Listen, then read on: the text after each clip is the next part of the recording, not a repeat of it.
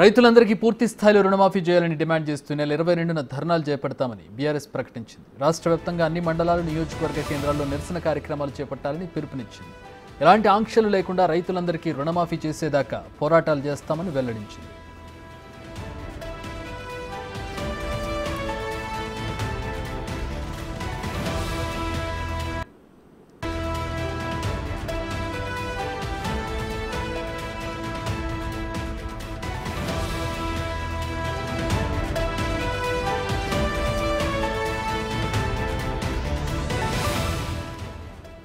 దీనికి సంబంధించి మరిన్ని వివరాలు మా ప్రతినిధి సైదులు అందిస్తారు. సైదులు, పూర్తి స్థాయిలో రుణమాఫీ చేయాలని ధర్నాలు చేపడతామని చెప్పి బీఆర్ఎస్ ప్రకటిస్తూ ఉంది. ఆల్రెడీ 2 లక్షల వరకు రుణాలు మాఫీ జరుగుతున్నటువంటి పరిస్థితి, ఇంకా ధర్నాలు చేసేటటువంటి పరిస్థితి బీఆర్ఎస్ చేస్తున్నటువంటి కనపడుతోంది. ఏంటి వాళ్ళ షెడ్యూల్ ఏంటి, ఎట్లాంటి కార్యాచరణతో ముందుకెళ్తున్నారు?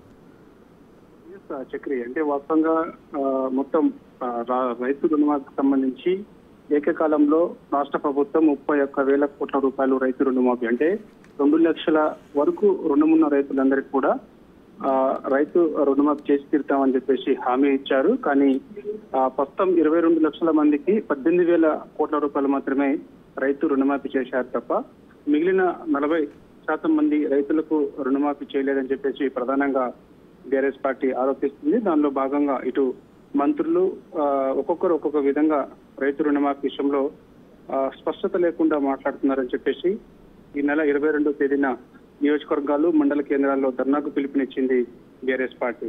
సో దానిలో భాగంగా మొత్తం కూడా 22వ తారీఖు రోజు మండల కేంద్రాల్లో బీఆర్ఎస్ పార్టీ తరఫున ధర్నా నిర్వహిస్తున్నామని చెప్పేసి కూడా కొద్దిసేపటి క్రితం BRS party working president KTR చెప్పడం జరిగింది.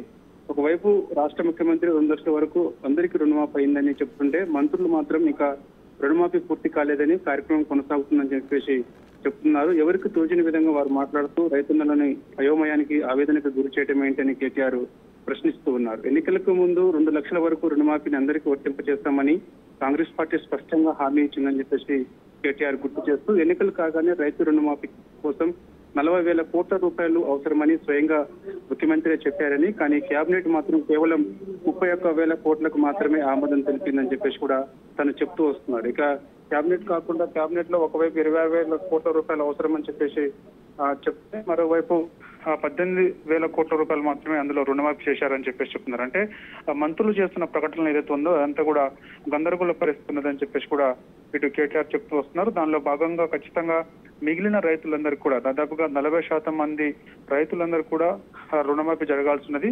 సో వారందరికీ ఖచ్చితంగా రైతు రుణమాఫీ కాంగ్రెస్ పార్టీ ఎన్నికల్లో ఇచ్చిన హామీ మేరకు ఖచ్చితంగా చేసి తీరాలని చెప్పేసి ఈ నెల 22వ తారీఖున ధర్నాలకు పిలుపునిచ్చింది BRS party. All right, thanks for the updates Saidulu.